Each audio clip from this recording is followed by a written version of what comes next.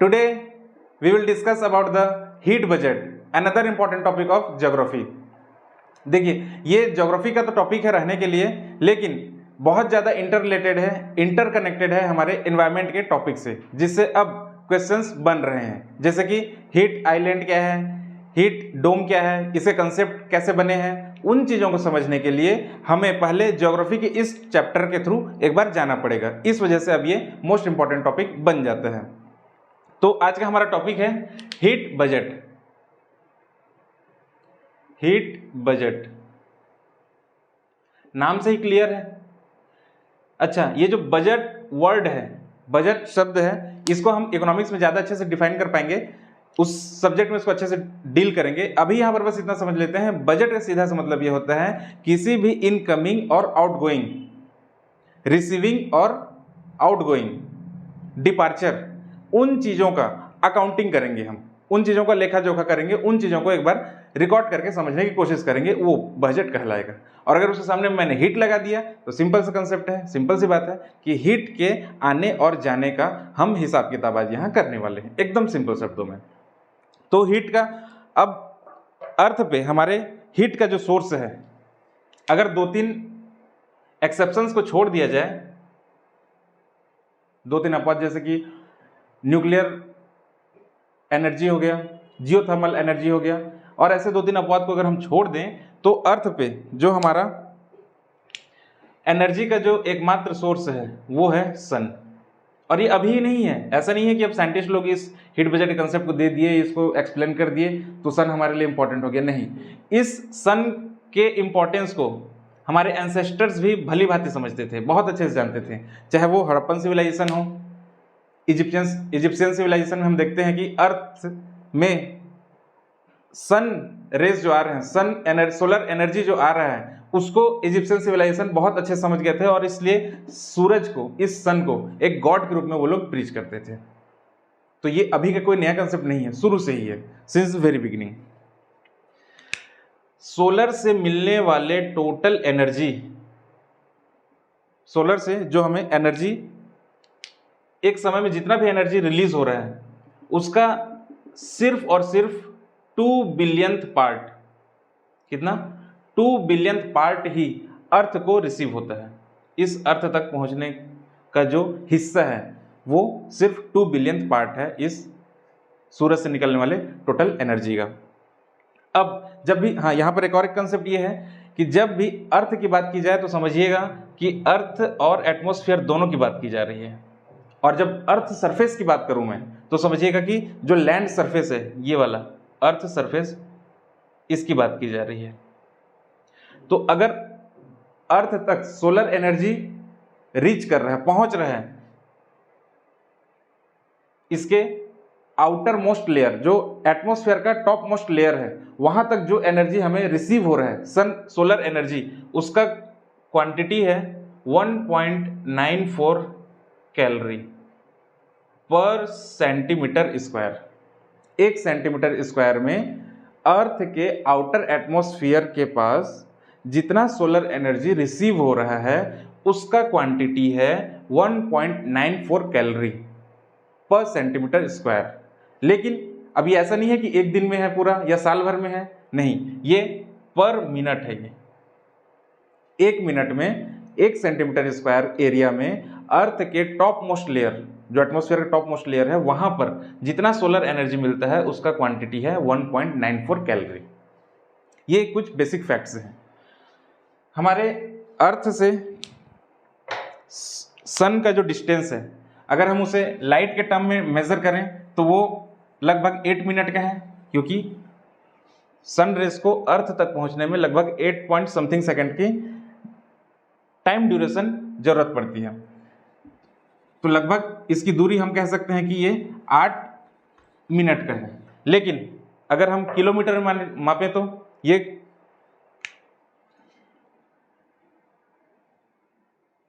अर्थ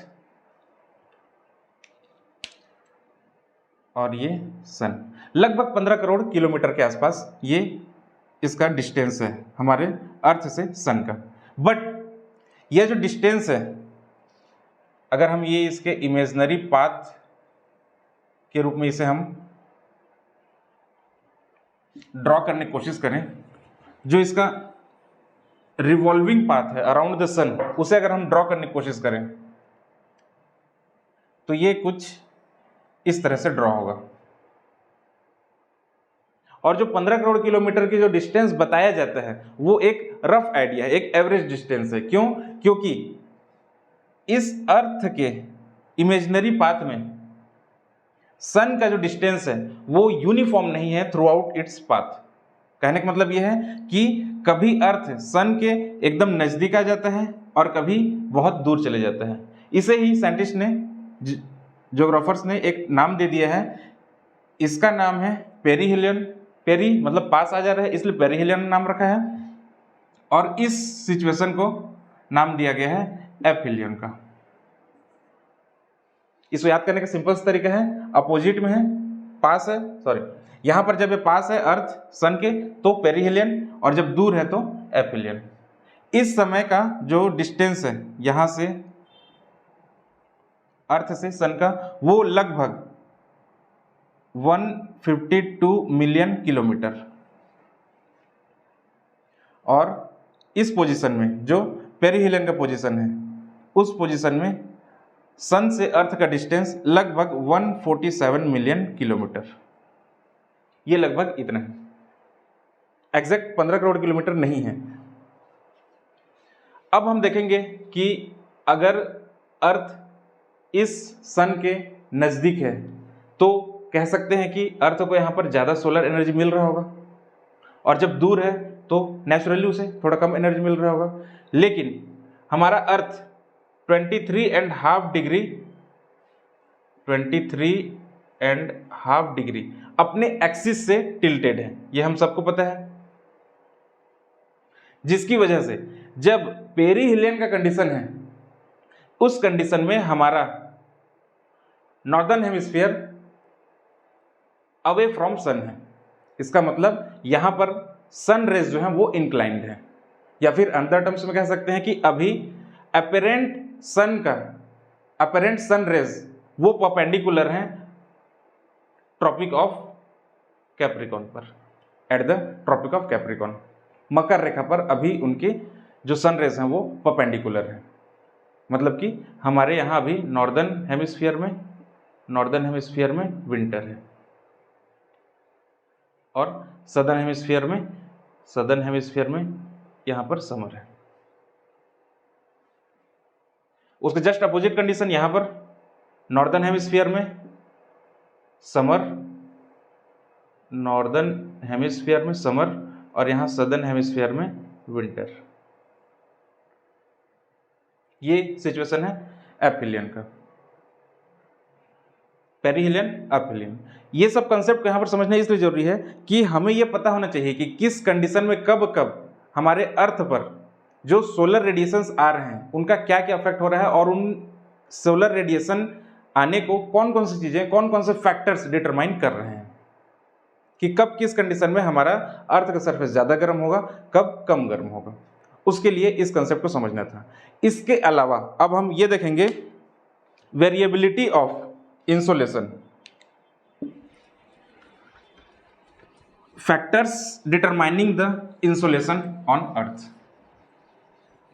बहुत सारे फैक्टर्स हैं, क्योंकि जब हम कह रहे हैं कि अर्थ के आउटर एटमॉस्फेयर पर 1.94 कैलोरी पर सेंटीमीटर स्क्वायर पर मिनट सोलर एनर्जी रिसीव हो रहा है, तो थ्रू आउट द अर्थ उस एनर्जी का यूज होना चाहिए, लेकिन ऐसा नहीं है। हम कहीं देखते हैं ज्यादा गर्मी है, कहीं ज्यादा ठंडी है। साइबेरिया की बात करें तो बिलो -40 डिग्री टेम्परेचर रहेगा, वर्खोयांस जो उसका एक रीजन है साइबेरिया का, और वहीं उसके अपोजिट कॉन्ट्ररी हम देखते हैं सहारा डेजर्ट, जहां पर +50 डिग्री सेल्सियस तक चला जाता है। तो ये सारे जो वेरिएशंस हैं उनको समझते हैं कि सबसे पहले हमारे अर्थ के सरफेस पर इंसोलेशन को डिटरमाइन करने वाले कौन कौन से फैक्टर हैं। तो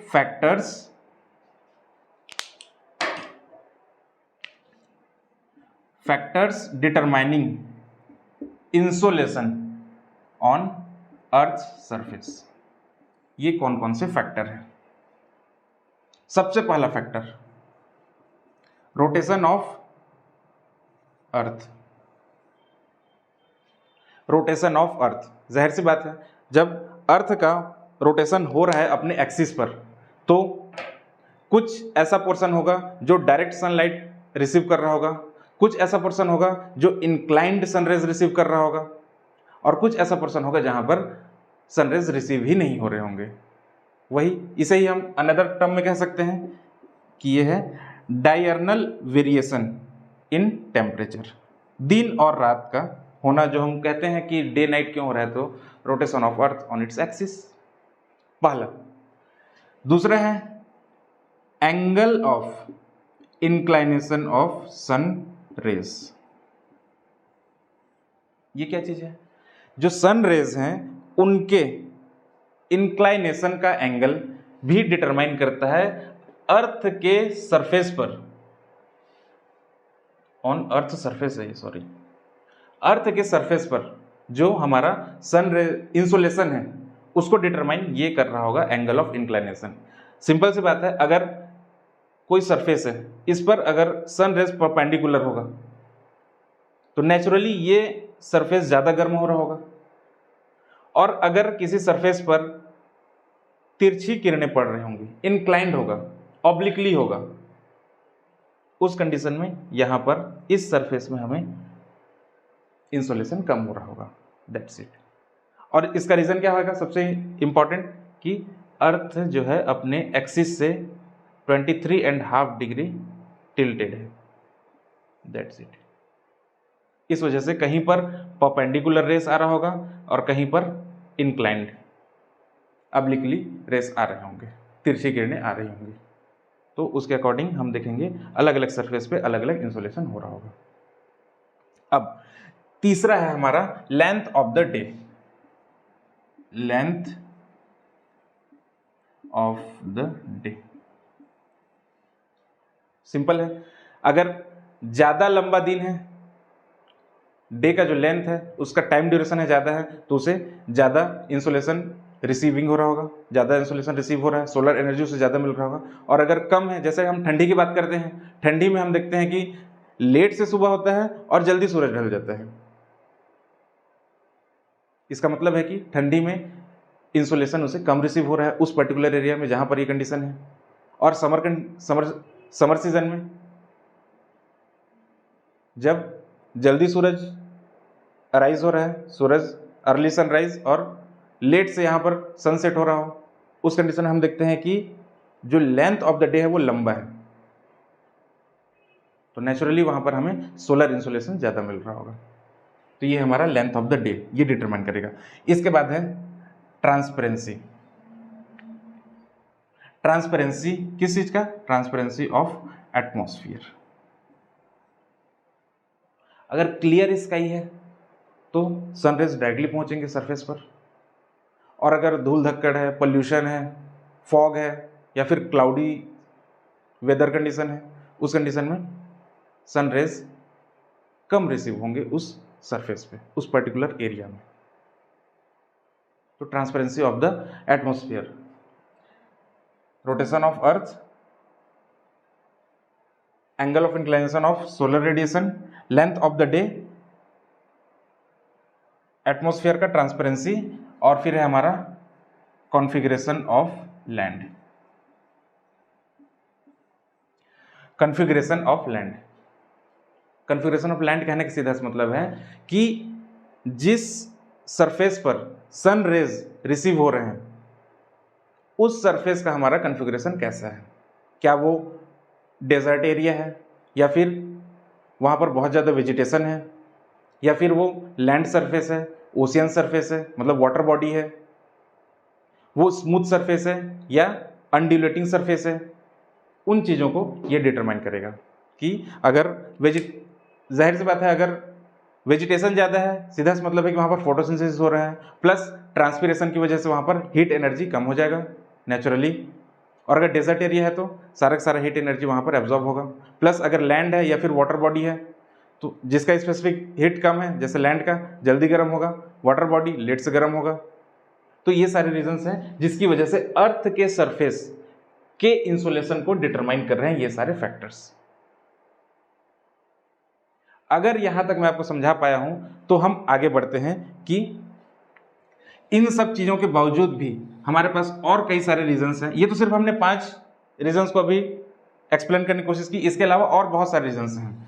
तो हम आगे बढ़ते हैं कि अर्थ के सरफेस पे इंसोलेशन एक समान नहीं है, यूनिफॉर्म नहीं है through out the earth surface, कहीं पर ज्यादा है कहीं पर कम है। इसे हम देखते हैं।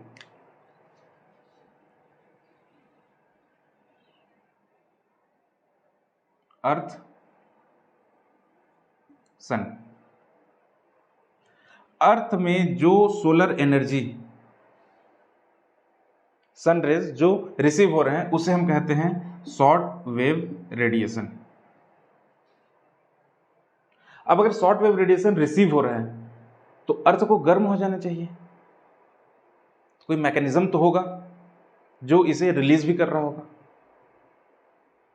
फिर से, अगर अर्थ में सोलर एनर्जी कंटिन्यूअसली रिसीव हो रहा है तो अर्थ को गर्म हो जाना चाहिए, लेकिन ऐसा नहीं है।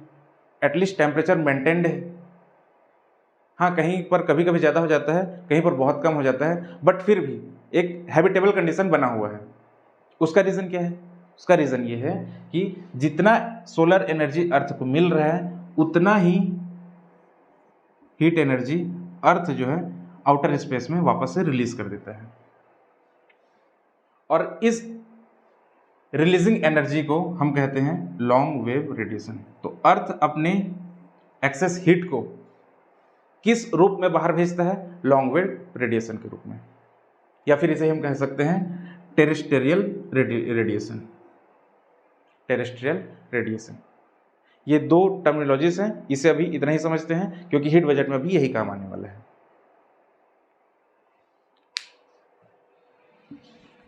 तो अब हम देखते हैं कि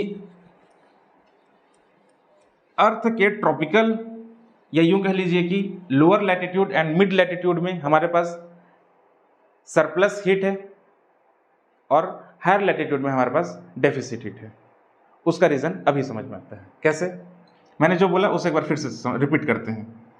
सपोज ये हमारा एक छोटा सा लैटिट्यूड का डायग्राम है, एक लाइन है जिसमें हम बीच में ड्रॉ करते हैं 0 डिग्री, जो 0 डिग्री शो करता है इक्वेटर को, और इधर हम दोनों तरफ रखते हैं 90 डिग्री जो शो करता है हमारे पोल्स के लैटिट्यूड के डिग्री को। सपोज किधर भी एक मान लीजिए, नॉर्दर्न पोल या सदर्न पोल, किसी भी एक साइड को हम मान लेते हैं।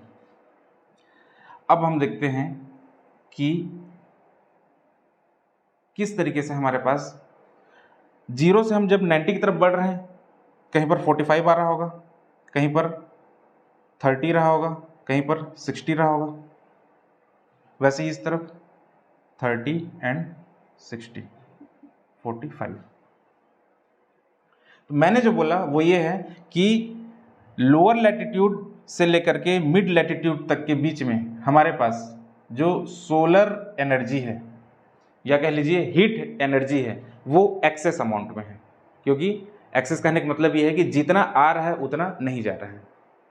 सिंपल सा, जितना इनकमिंग सोलर रेडिएशन है उतना आउटगोइंग टेरेस्ट्रियल रेडिएशन नहीं है, इसलिए यहां पर हम सरप्लस हीट बजट कह सकते हैं। But contrary to this mid latitude and lower latitude, हम देखते हैं कि जो हायर लैटिट्यूड से हैं वहां पर जितना सोलर एनर्जी रिसीव हो रहा है उससे ज़्यादा टेरेस्ट्रियल एनर्जी बॉडी वेव के रूप में डिपार्चर हो रहा है आउटर स्पेस में। इसे हम अलग कलर से ड्रॉ करते हैं।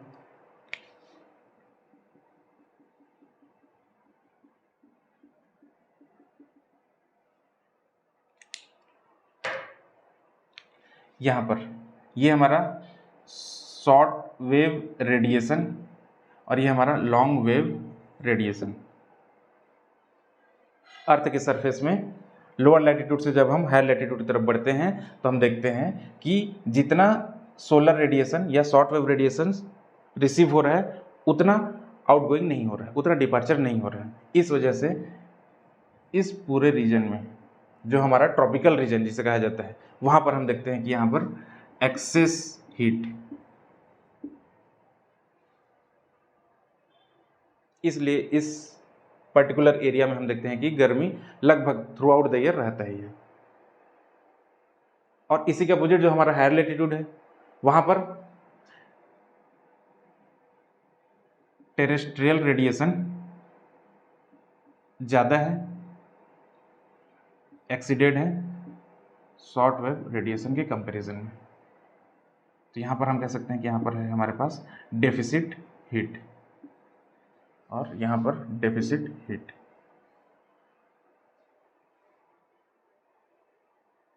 ट्रॉपिकल रीजन में एक्सेस हीट और हायर लैटिट्यूड रीजन में डेफिसिट हीट। इतना क्लियर है?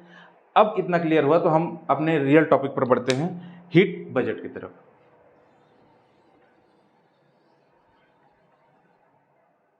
अच्छा, इस डायग्राम में एक चीज ये इंपॉर्टेंट था कि ये जो एक्सेस हीट है ट्रॉपिकल रीजन का, यहां पर एक्सेस हीट, इनका ट्रांसफर होता है हायर लैटिट्यूड के तरफ। ये बहुत इंपॉर्टेंट एक पॉइंट था इस डायग्राम में। क्या बोला मैंने? ट्रॉपिकल रीजन में एक्सेस हीट का ट्रांसफर होता है हायर लैटिट्यूड के तरफ, पोलर एरियाज में या टेम्परेट एरियाज में। किस रूप में? अब हीट का ट्रांसफर होगा कैसे? हीट का ट्रांसफर होगा बाई एयर, कह लीजिए एटमॉस्फेयर के थ्रू, या फिर बाई वाटर, हवा और पानी। जो एटमॉस्फेयर में एयर है उसके थ्रू, या फिर जो ओशियन में करेंट्स हैं वाटर बॉडी में, उसके थ्रू इस एक्सेस हीट का ट्रांसफर होगा। और इसी सर्कुलेशन को हम दो अलग अलग मेजर टॉपिक्स में पढ़ते हैं। ये हमारा क्लाइमेटोलॉजी और ये हमारा ओशियनोग्राफी। सबसे बड़ा टॉपिक है इस एटमॉस्फेयर का एटमॉस्फेरिक सर्कुलेशन, वो यहीं से स्टार्ट होगा। तो हम जब अगले वीडियो में इस टॉपिक को कवर कर रहे होंगे एटमॉस्फेरिक सर्कुलेशन को, तब इस पॉइंट को एक बार फिर से यहाँ पर रिपीट किया जाएगा। तो यहाँ से इस टॉपिक को आप जल्दी समझ पाएंगे कि क्यों आखिर एटमॉस्फेरिक सर्कुलेशन हो रहा होगा। हैडली सेल बनेगा, फेरल सेल बनेगा, पोलर सेल बनेगा, क्यों आखिर वो सेल्स बन रहे हैं। और यही सेल्स हैं जो सीजन के अकॉर्डिंग मूव कर रहे होंगे 5 से 10 degree northern side, southern side, northward और साउथवर्ड डायरेक्शन में सीजन के साथ साथ। और वही सीजन फिर बाकी जब प्रेशर बेल्ट शिफ्ट होगा तो इंडिया में ट्रेड विंड्स अपोजिट डायरेक्शन में चलेंगे, जिन्हें हम इंडियन मॉनसून ग्रुप में जानेंगे। उस टॉपिक को हम बाद में कवर करेंगे, लेकिन यहां से आपका ये टॉपिक अभी क्लियर होना स्टार्ट होगा। एक बेस बनेगा इस टॉपिक से कि क्या वजह है कि एयर का सर्कुलेशन एटमॉस्फेयर में होता है। सिंपल, एक्सेस हीट को हमें ट्रांसफर करना है डेफिसिट हीट एरिया में, सरप्लस हीटिंग एरिया को या सरप्लस इंसुलेटेड एरिया को हमें ट्रांसफर करना है वहां के हीट को डेफिसिट इंसुलेटेड एरिया में। वो पढ़ेंगे हम एटमॉस्फेरिक सर्कुलेशन में, और जब वाटर की बात करेंगे तो ओशियनोग्राफी में, हाइड्रोलॉजी में। ये तो एक बार हल्का सा मोटा मोटा एक आउटलाइन देख लेते हैं कि हीट का ट्रांसफर कैसे होता है, प्रोसेस क्या है हीट को ट्रांसफर करने का। इसके बाद हम सीधे हीट बजट में आएंगे। Transfer of heat, transfer of heat किन किन प्रोसेस से होता है ट्रांसफर ऑफ हीट? सबसे पहला है कंडक्शन, दूसरा है एडवेक्शन, और तीसरा है कन्वेक्शन। ये हम अभी एटमॉस्फेयर की बात कर रहे हैं, जब हाइड्रोलॉजी में आएंगे तब वहां देखेंगे ट्रांसफर ऑफ हीट क्या है। लेकिन इसमें से कुछ बेसिक कंसेप्ट्स हैं फिजिक्स के, वो थ्रू आउट द हमारे टॉपिक सेम रहेंगे। पहले समझते हैं कंडक्शन। कंडक्शन क्या है? सिंपल से शब्दों में कहा जाए तो कंडक्शन एक ऐसी प्रक्रिया है जिसमें दो बॉडी आपस में पास पास आते हैं, लेकिन डिफरेंट कैरेक्टर के, डिफरेंट नेचर के। सपोज ये एक पेन है जो कि ज़्यादा गर्म है इस पेन के कंपैरिजन में, अगर इन दोनों को मैं पास पास लाऊंगा, ये गर्म है, इसके कंपैरिजन में ये ठंडा है, तो हीट का ट्रांसफर इस पेन से इस पेन तक तब तक होगा जब तक कि ये दोनों पेन के बॉडी का, इस दोनों बॉडी का टेम्परेचर सेम नहीं हो जाता, बराबर नहीं हो जाता। क्या मतलब है कंडक्शन का? जब दो बॉडीज या दो पार्टिकल्स डिफरेंट नेचर के, नेचर मतलब कि यहां पर डिफरेंट नेचर कहने का मतलब यह है कि दोनों का टेम्परेचर का वेरिएशन है एक दूसरे से डिफरेंट होना चाहिए। सपोज इसका टेम्परेचर ज़्यादा है और इसका टेम्परेचर कम है, तो यहां से हीट एनर्जी इन दोनों के पास आने की वजह से, इन दोनों को जब हम टच करा देंगे, सपोज हम यहां से इसको टच करा दिए, ये दोनों आपस में चिपक गए, तो यहां से हीट एनर्जी तब तक ट्रांसफर होगा जब तक कि इन दोनों बॉडी का टेम्परेचर इक्वल नहीं हो जाता। ये है कंडक्शन। ठीक वैसे ही अगर हम एक ऐसे इंसान के साथ रहते हैं जो हाईली एनर्जेटिक है, एनी टाइम हाईली मोटिवेटेड, चाहे वो किसी भी फील्ड में हो, चाहे वो तैयारी कर रहा हो, बिजनेस कर रहा हो, या कोई एंटरप्रेन्योर हो, कुछ भी, अगर वो हाईली एनर्जेटिक है, चाहे आपका रूममेट हो या आपका फ्रेंड हो, तो नेचुरली है कि उसका टेम्परेचर, उसका मोटिवेशन, उसका एनर्जी का लेवल आप में भी कहीं न कहीं थोड़ा बहुत अफेक्ट कर रहा होगा और आपको भी वो मोटिवेट कर रहा होगा। और इसी के कॉन्ट्ररी अपोजिट इस सिचुएशन कर देते हैं, अगर आपका फ्रेंड आपसे कम एनर्जी का है, कम मोटिवेटेड रहता है, दिन भर सुस्त रहता है, पढ़ने लिखने का मन नहीं करेगा, बिजनेस करने, कुछ भी करने को मन नहीं कर रहा है, तो कहीं न कहीं वो आपकी एनर्जी को रिसीव कर रहा होगा, डिक्लाइन कर रहा होगा। इसीलिए छत्तीसगढ़ी में एक बहुत अच्छा सा कहावत है, अगर आप छत्तीसगढ़ी समझ सकते हैं तो उसका एक सिंपल सा लोकोक्ति जिसे कहा जाए, हम इसे छत्तीसगढ़ी जनौला कहते हैं, वो ये है, बड़े संग धरबे त खाबे बीड़ा पान और छोटे संग धरबे त कटाबे दोनों कान। वो इसी कंसेप्ट के बारे में कहा गया है, कंडक्शन प्रोसेस को उसमें समझाया गया है। क्या बोला मैं? बड़े संग धरबे त खाबे बीड़ा पान और छोटे संग धरबे त कटाबे दोनों कान। ये था हमारा कंडक्शन। अब हम देखते हैं एडवेक्शन। एडवेक्शन सिंपल सा है, जब हम एटमॉस्फेरिक सर्कुलेशन पढ़ते हैं तो बहुत सारे एयर मासेस, सपोज ये एयर मास है हमारा और ये किसी एक पर्टिकुलर डायरेक्शन में मूव कर रहा है, नेचुरली इसके टेम्परेचर का जो कैरेक्टरिस्टिक है, जिस टेम्परेचर के ये है, वो आसपास के सभी चीज़ों को उसी टेम्परेचर का कर देगा। सिंपल सा, जैसे कोल्ड वेव कहते हैं, शीतलहर, या फिर हॉट वेव, हीट वेव जिसे कहा जाएगा। अगर ये हाई टेम्परेचर के एयर मासेस किसी जगह से गुजरेंगे, उस जगह से पास होंगे, तो उस जगह को भी अपने टेम्परेचर के इक्वल कर देंगे, वहाँ पर गर्म कर देंगे उस स्थान को। और अगर ठंडी हवाएं चलेंगी तो, कोल्ड वेव चलेंगे तो उस पर्टिकुलर एरिया को, उस पर्टिकुलर रीजन को वो लोग भी उनके टेम्परेचर को डिक्रीज कर देंगे। ये हमारा एडवेक्शन। एडवेक्शन मतलब कि एयर मासेस कहीं जगह से ब्लो हो रहे होंगे, विंड ब्लो हो रहा होगा, तो उसका टेम्परेचर वहाँ के सराउंडिंग एरियाज में अफेक्ट करेगा। और हमारा है कन्वेक्शन। कन्वेक्शन ये है कि सरफेस से जब एयर मासेस गर्म होने के बाद, उनके टेम्परेचर राइज होने के बाद असेंड करेंगे, तो उन्हें हम कन्वेक्शन करंट कहेंगे। इसे हमने अपने पिछले वीडियो में देखा था कि कैसे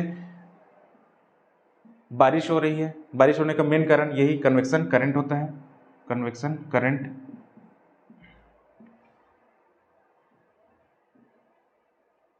इस तरीके से हम ट्रांसफर ऑफ हीट अर्थ के सरफेस पर और अर्थ के सरफेस से ऊपर जो हमारा एटमॉस्फेयर है उस पर हम देख रहे थे कि ट्रांसफर ऑफ हीट जो है वो किस किस वजह से हो रहा है। पहला था कंडक्शन, एडवेक्शन एंड कन्वेक्शन। यहां पर आपको देखने को लगभग सिमिलरिटी मिल रहा होगा कि एयर मासेस हॉरिजॉन्टली ब्लो हो रहे हैं और यहाँ पर एयर मासेस वर्टिकल ब्लो हो रहे हैं। लगभग ये दोनों सेम ही है, बस ये हॉरिजॉन्टल मूवमेंट कर रहे हैं और ये वर्टिकल मूवमेंट कर रहा है, कन्वेक्शन करंट। तो इस तरीके से हमारे जो अर्थ के सरफेस हैं वो इंसुलेट होंगे किसी न किसी तरीके से। एक और इसमें कंसेप्ट आता है वो है एडियाबेटिक, बट एडियाबेटिक से कोई एक्सटर्नल चेंजेस नहीं होते, वो इंटरनल ही होता है, जिसका जरूरत हमें पड़ता है सबसे ज्यादा ड्राई सीजन और रेनी सीजन में, कि क्यों बारिश होता है और क्यों बारिश नहीं होता है। उसमें है एक एडियाबेटिक हीटिंग। जब हम प्रेसिपिटेशन के टॉपिक में, मॉनसून वाले टॉपिक में जब इसको देखेंगे तब हम देखेंगे एडियाबेटिक हीटिंग और एडियाबेटिक कूलिंग। प्रेसिपिटेशन के लिए दो इंपॉर्टेंट टर्मिनोलॉजीज हैं। उसमें सिंपल सा ये है कि एक ही बॉडी में टेम्परेचर या तो कम हो रहा होगा या ज्यादा हो रहा होगा उसी बॉडी का। क्यों? क्योंकि जब हम किसी भी सब्सटेंस को, किसी भी ऑब्जेक्ट को एक्सपेंड करते हैं, फैलाते हैं, उसे बड़ा करते हैं, तो नेचुरली उसका वॉल्यूम इंक्रीज होगा। वॉल्यूम इंक्रीज होने की वजह से अब हम देखेंगे कि उसके अंदर जो हीट एनर्जी था वो काइनेटिक एनर्जी में कन्वर्ट हो रहा होगा। इस वजह से उस सब्सटेंस का टोटल आउटकम क्या होगा कि वो ठंडा हो जाएगा। और इसी के अपोजिट अगर हम किसी चीज को कंप्रेस कर रहे हैं, दबा रहे हैं, छोटा कर रहे हैं, तो उसका वॉल्यूम को हम डिक्रीज कर रहे हैं। वॉल्यूम को डिक्रीज कर रहे हैं, इसका मतलब ये है कि उसके अंदर के जो पार्टिकल्स में जो काइनेटिक एनर्जी पहले से प्रिवेल कर रहा है वो अब हीट एनर्जी में कन्वर्ट हो जाएगा। तो हम कह सकते हैं कि ओवरऑल आउटकम क्या होगा उस बॉडी का, वो गर्म हो जाएगा। फॉर एग्जाम्पल यहाँ पर देखिए कन्वेक्शन करंट ऊपर उठ रहे हैं, ऊपर उठेंगे तो ऊपर जाने के बाद हमें ये पता है कि एयर मासेस का जैसे जैसे हम हाइट के साथ एल्टीट्यूड में, हायर एल्टीट्यूड में ऊपर बढ़ते जाते हैं, डेंसिटी कम होते जाता है। और डेंसिटी कम हो रहा है, इसका सीधा सा मतलब है कि वॉल्यूम बढ़ रहा है। तो जब यहाँ पर कोई छोटा एयर मास ऊपर जाएगा तो नेचुरली उसका वॉल्यूम बढ़ेगा। वॉल्यूम बढ़ेगा मतलब उसके अंदर का हीट एनर्जी किस में कन्वर्ट हो गया, काइनेटिक एनर्जी में, और वो ठंडा हो गया, जिसकी वजह से कंडेंसेशन का प्रोसेस होगा। और इसी के अपोजिट अगर एयर मासेस डिसेंड करेंगे, सबडक्ट होंगे अर्थ सरफेस पर, नीचे उतरेंगे ऊपर से, तो उनका वॉल्यूम इंक्रीज होगा। वॉल्यूम इंक्रीज होने की वजह से उनके पार्टिकल का टेम्परेचर बढ़ जाएगा, जिससे प्रेसिपिटेशन के लिए इनवर्स कंडीशन बनेगा। बारिश नहीं होगी, मौसम साफ रहेगा, आसमान खुला होगा। ये थे हमारे टेम्परेचर या फिर हीट को ट्रांसफर करने के। अच्छा, एक बहुत इंटरेस्टिंग टर्म है हीट एंड टेम्परेचर। मैं उम्मीद करता हूं आप लोगों को इन दोनों का डिफरेंस पता होगा, और अगर नहीं पता होगा तो सर्च कीजिएगा और कमेंट बॉक्स में बताइएगा कि क्या डिफरेंस है हीट और टेम्परेचर में। ये आपका होमवर्क है, नीचे कमेंट सेक्शन में लिख करके बताइएगा कि टेम्परेचर और हीट में क्या डिफरेंस है। अब हमारा टॉपिक है हीट बजट। मैंने पहले ही बताया, जो सोलर रेडिएशन सन से अर्थ के सरफेस पर आ रहे हैं वो किस फॉर्म में आते हैं, शॉर्ट वेव रेडिएशन। फिजिक्स में जब हम लाइट वाले चैप्टर में देखेंगे कि ये शॉर्ट वेव रेडिएशन क्या होता है, उसको यहाँ पर डिटेल समझेंगे। अभी बस इतना समझते हैं कि अर्थ के सरफेस को सोलर एनर्जी जो मिलता है वो किस फॉर्म में मिलता है, in the form of solar radiation. ये हमारा अर्थ का सरफेस है सपोज। अच्छा, अर्थ का सरफेस है तो इसमें हमारे पास माउंटेन्स भी होंगे, और माउंटेन है तो यहाँ पर आइस कैप्स भी होंगे माउंटेन पर। अर्थ का सरफेस है तो यहाँ पर बादल भी होगा। अर्थ का सरफेस है तो यहाँ पर वेजिटेशन भी होगा, हमारा घर भी होगा, जैसा भी घर है, रिवर्स भी होंगे, एटसेट्रा एटसेट्रा।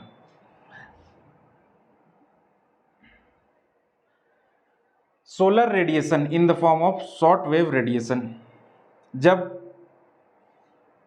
और ये हमारा अर्थ का आउटर एटमॉस्फेयर का लेयर, इतना तक में हमारा हवा है, इसके ऊपर हमारा आउटर स्पेस है। तो शॉर्ट वेव रेडिएशन जब इस एटमॉस्फेयर में सबसे पहले जैसे ही एंटर करेगा तो कुछ पार्ट स्कैटर होकर के वापस रिफ्लेक्ट बैक हो जाएगा आउटर स्पेस में। अगर हम समझने के लिए कहें कि जितना शॉर्ट वेव रेडिएशन अर्थ के सरफेस को मिल रहा है उसे अगर हम 100 यूनिट मान लें, कितना 100 यूनिट मान लें, तो उसमें से 2 यूनिट जो है 2 यूनिट आउटर स्पेस में आते ही चला गया। अब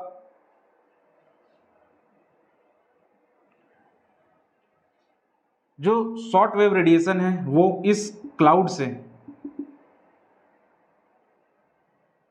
डायरेक्टली रिफ्लेक्ट बैक हो जाएगा आउटर स्पेस में। तो ये लगभग 27 यूनिट क्लाउड्स की वजह से रिफ्लेक्ट हो जाता है। देखिए हमें सपोज मिल रहा है 100 यूनिट, उसमें से 2 यूनिट निकल गया पहले ही, 27 यूनिट निकल गया इस बादल की वजह से, ये क्लाउड की वजह से, और 6 यूनिट इस वाइट सरफेस या फिर snow cap areas, snow bound areas, बर्फ से ढकी हुई सतह की वजह से रिफ्लेक्ट होगा, लगभग 6 unit. Total 27, 6 and 2, total 2 unit plus 6 unit plus 27 unit, ये हो जाता है लगभग 35 यूनिट। शॉर्ट वेव रेडिएशन आया और चुपचाप चला गया, किसमें से? 100 में से।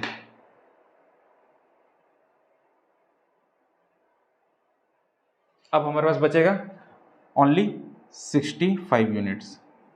ये जो 35 यूनिट्स टोटल गया इसे ही हम कहते हैं अर्थ का albedo.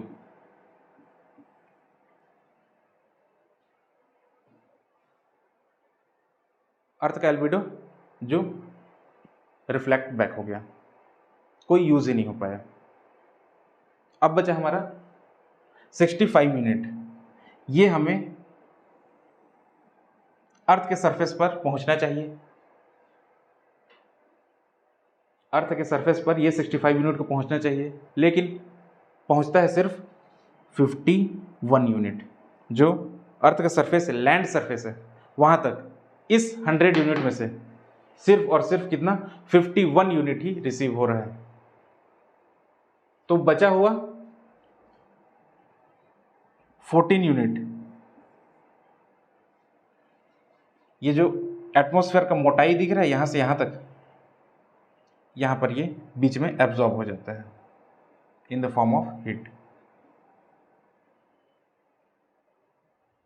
14 unit out of 65।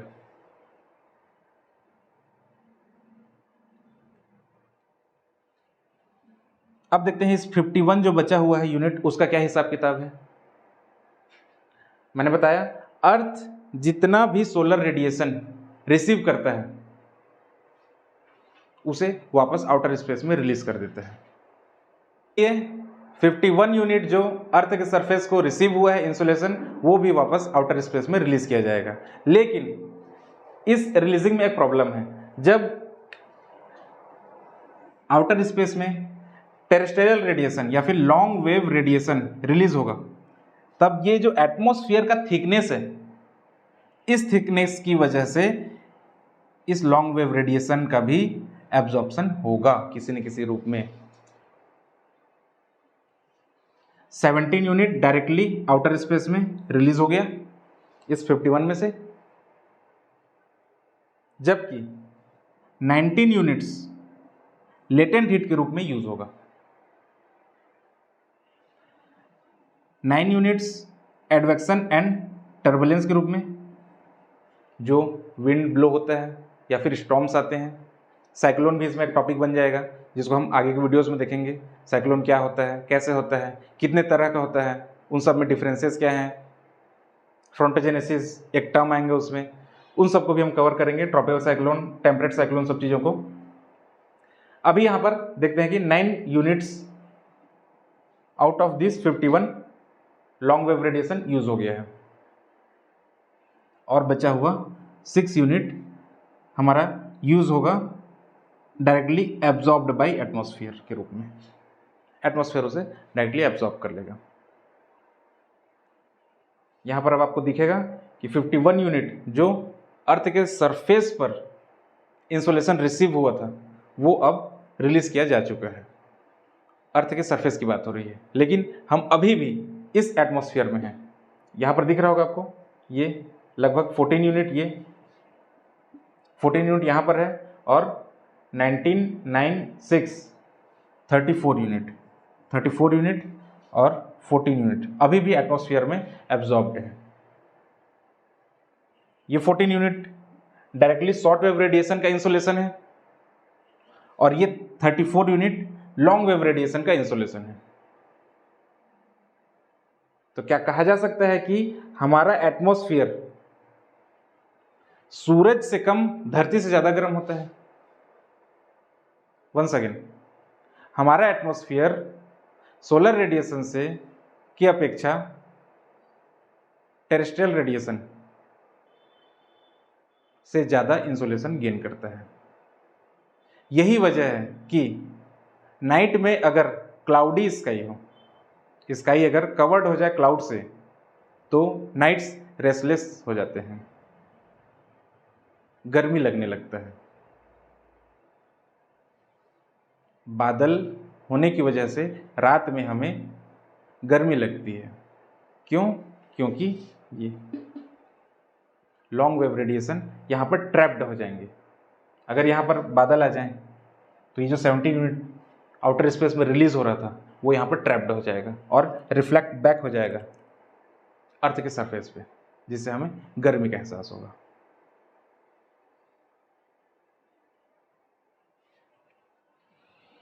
Fourteen unit from short wave radiation के इंसोलेशन है ये, और 34 unit from long wave radiation insolation. अगर एग्जाम में कभी पूछा जाए कि हमारा एटमॉस्फेयर गर्म होता है निम्न में से किन वजहों से, जिसमें एक वजह देगा सोलर एनर्जी के इंसोलेशन से, शॉर्ट वेव रेडिएशन के इंसोलेशन से, दूसरा ऑप्शन रहेगा लॉन्ग वेव इंसोलेशन के रेडिएशन से, तो आपका ऑप्शन होगा लॉन्ग वेव रेडिएशन, क्योंकि ज़्यादा हीट या ज़्यादा गर्मी, ज़्यादा एनर्जी, ज़्यादा इंसोलेशन किससे मिल रहा है? LWR से, टेरेस्ट्रियल रेडिएशन से। तो ये है हमारा टोटल हीट बजट का एक छोटा सा मैप। एक बार रिवाइज करते हैं। Solar energy short wave radiation के रूप में अर्थ के सरफेस को रिसीव हो रहा है, जिसमें से 6 यूनिट डायरेक्टली आउटर स्पेस में रिलीज हो जाएंगे स्कैटरिंग के थ्रू। इसे करेक्ट कीजिए, ये 6 यूनिट है।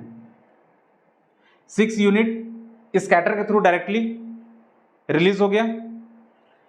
स्नो बाउंड एरिया, जो व्हाइट सरफेस है, स्नो कैप एरियाज, वहां से ये 6 हो गया तो ये 2 हो जाएगा, वहां से 2 यूनिट इंसोलेशन रिलीज कर दिया गया, एनर्जी रिलीज कर दिया गया। और ये जो क्लाउड्स हैं, यहां से 27 यूनिट्स, जिसे ही अर्थ का एल्बिडो कहा जाता है। 2 unit plus 6 unit plus 27 unit, total 35 unit. अगर हमने इसके इनकमिंग सोलर को मेजर करने के लिए अगर 100 यूनिट कंसिडर किया है तो उस कंडीशन में 35 यूनिट आया और गया, आया राम और गया राम। बचा हुआ 65 यूनिट का 14 यूनिट पहले एब्जॉर्ब होगा in the form of short wave radiation, और बचा हुआ 51 यूनिट डायरेक्टली अर्थ के सरफेस पर हीट करेगा और रिफ्लेक्ट बैक किया जाएगा इस अर्थ के सरफेस के द्वारा। तो इस सीक्वेंस में हम देखेंगे लॉन्ग वेव रेडिएशन का 17 यूनिट डायरेक्टली आउटर स्पेस में, 19 यूनिट लेटेंट हीट के रूप में, 9 unit advection and turbulence, 6 unit absorb by atmosphere. तो टोटल यहाँ पर एटमॉस्फेयर को इस लॉन्ग वेव रेडिएशन से मिल रहा है 34 यूनिट और शॉर्ट वेव से मिला है 14 यूनिट। तो हम कह सकते हैं कि एटमॉस्फेयर टोटल इंसुलेटेड हो रहा है कितना, 48 यूनिट्स, जिसका पार्टीशन ये है 14 यूनिट्स और 35 यूनिट्स। ये U और 4 लगभग एक ही जैसा दिख रहा होगा, कंफ्यूज मत होइएगा, मेरे प्रोनाउंसिएशन पे भी फोकस कीजिए। 14 यूनिट्स एंड 34 यूनिट्स। इस तरीके से आज हमारा हीट बजट का ये टॉपिक कंप्लीट हुआ। इसी से रिलेटेड ये टॉपिक अगर आपको अच्छे से क्लियर हो गया तो आप समझ जाएंगे कि हीट आइलैंड क्या है, जो हमारा इन्वायरमेंट का टॉपिक है जिससे अब क्वेश्चंस बन रहे हैं। हीट डोम क्या है वो इजीली समझ में आ जाएगा। इस टॉपिक में और भी बहुत सारे कंसेप्ट्स हैं, जैसे कि आइसोथर्म है,